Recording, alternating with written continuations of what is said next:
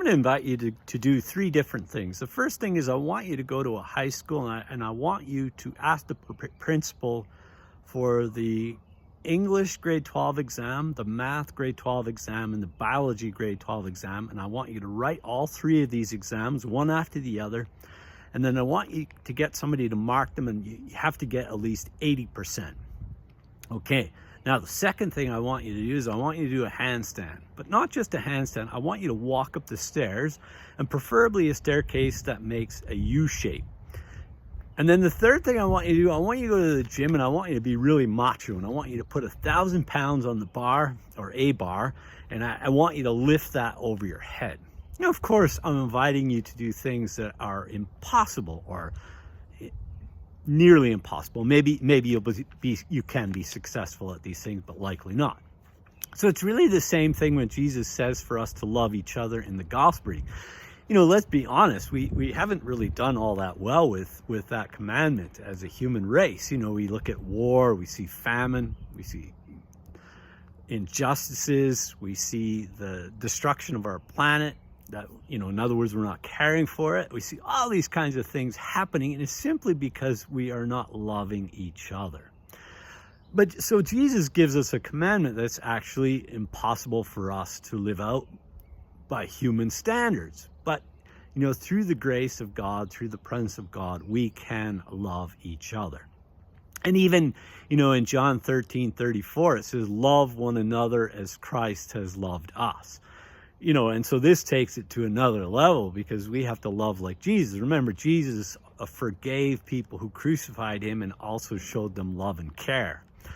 You know, the only way that we can truly carry out this commandment is through the presence of God, through the grace of God. Now, in the gospel reading, Jesus calls us to be friends. He calls the disciples friends. He also calls us friends. You know, in friendship, we have mutual sharing, people being honest with each other. And so Jesus is honest with the disciples. In other words, he reveals who God is. Probably the primary reason for Jesus to be born among us so that we can understand who our God is. Now, we can't fully know who God is, but we get enough of a grasp of who God is to understand even a little bit. And as we come to know who God is, you know, being created in the image and likeness of God, we come to know better who we are. Now, the other thing is we can bring everything to Jesus Christ. We can be open and honest with Jesus Christ. You know, in the good times when we're happy and we're praising, we're thanking Jesus. And then the moments where we do something sinful and we bring that before Jesus Christ. So we can bring anything, we can share openly and honestly with our brother Jesus.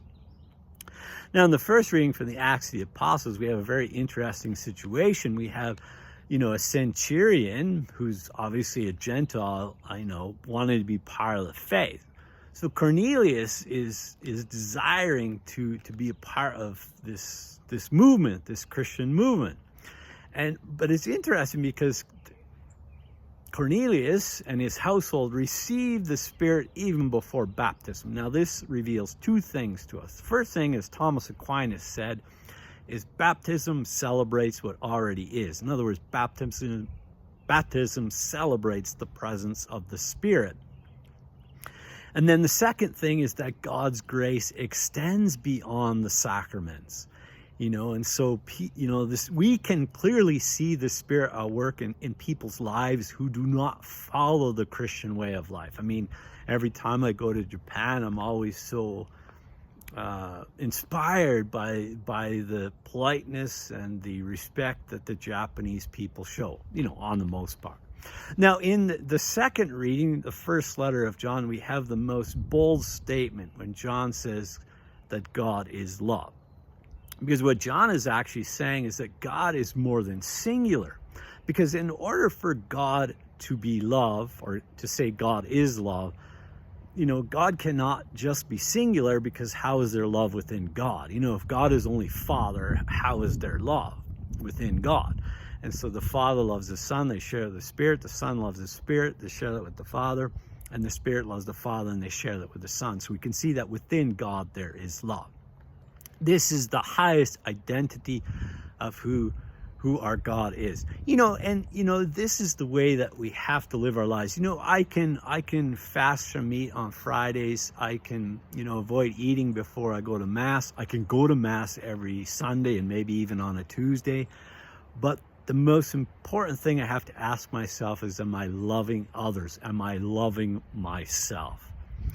So as we gather around the table, Lord, once again, something impossible happens, but it's through the presence of God, through the grace of God, as the bread and wine is transformed into the body and blood of Christ, so that we can be strengthened and we can truly love each other.